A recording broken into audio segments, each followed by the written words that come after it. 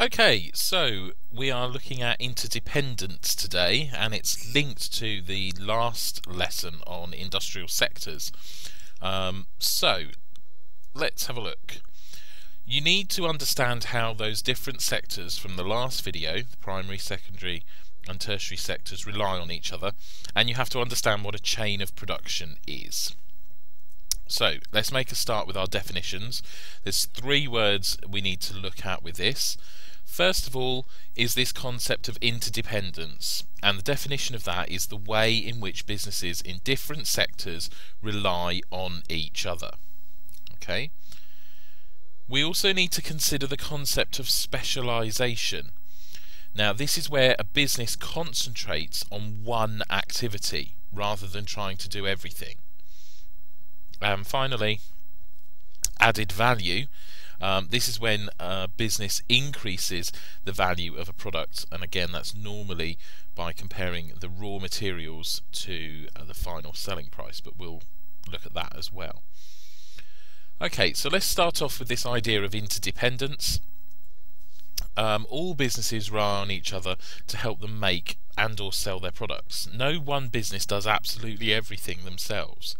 So if we take Cadbury's as an example, Cadbury's is in the secondary sector. Hopefully you realise that from last lesson. It manufactures chocolate, and it relies on the farmers in the primary sector to grow the cocoa beans, as well as farm the milk and grow the sugar cane and everything else. So the two sectors rely on each other. The farmers need Cadbury's to give them money so they can go ahead and expand their business and pay their workers and so on, and Cadbury's need the farmers to produce the goods that they then turn into chocolate. It goes the other way as well. Cadbury's, as we now know, is a secondary sector business, also relies on the bank, and the bank is part of the service sector, the tertiary sector, and that bank lends it money to help it expand. So all of the sectors rely on each other. In the same way the primary sector farmers may rely on the bank in the tertiary sector to lend it money as well. The key thing is here that not every job can be carried out by the same business. Cadbury's doesn't want to own the farms and have to farm the land and grow the cocoa and then bring it over to Britain and put it in its factories, and then it doesn't also then want to open Cadbury shops and sell just Cadbury's chocolate. It would take up too much of their time. So what it does is Cadbury's just focuses on one thing and relies on other businesses, the farmers and the banks and the retailers, to do the other aspects of it. Now, what we can do is can show a chain of production, and the chain of production is an illustration of the interdependence between these different sectors and different businesses. So if we start off with a farmer, and he's got some cows there, and those cows will then be milked.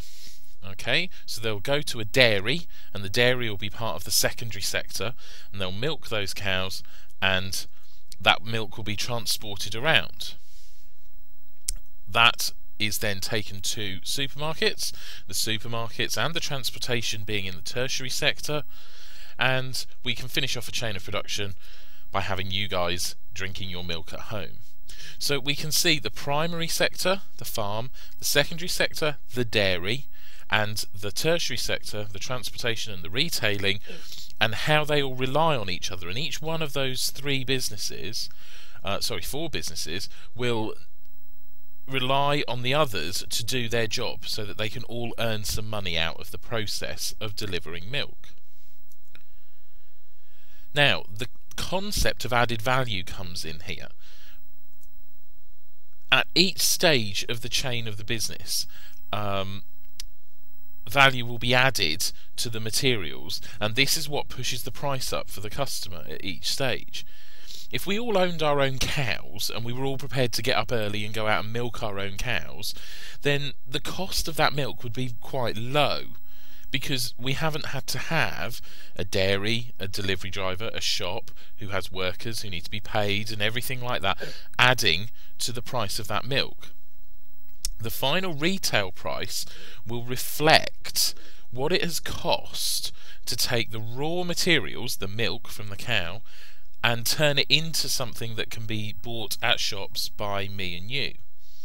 So added value is the difference between what it costs in raw materials and how much you actually then are able to sell it for.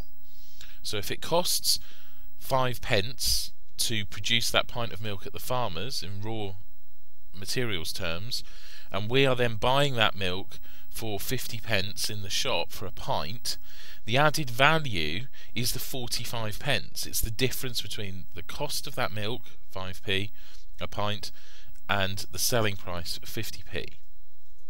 Okay.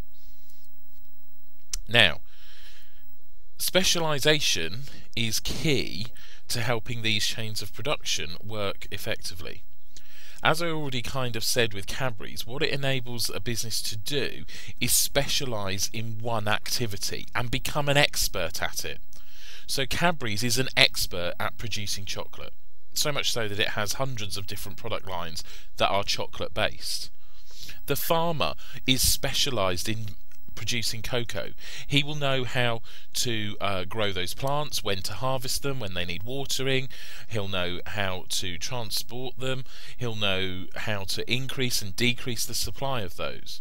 And the retailers, they have people who work in the shops to sell the goods to people and make sure that the shelves are stocked up.